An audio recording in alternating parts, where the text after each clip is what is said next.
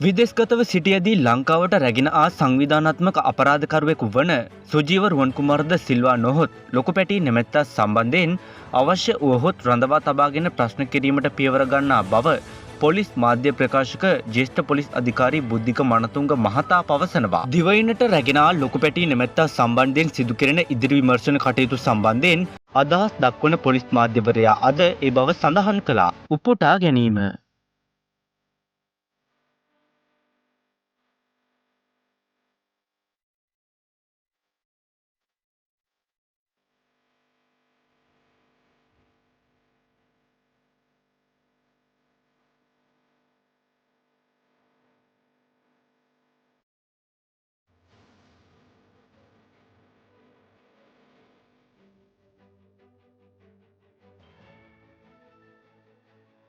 උපුටා ගැනීම අවසන්. මේ අතර පොලිස් මාධ්‍ය ප්‍රකාශකවරයා පවසා සිටියේ පසුගිය මාස 4ක කාල සීමාව තුළ ලංකාවට රැගෙන 11 වෙනි අපරාධකරු ලොකුපැටි බවයි.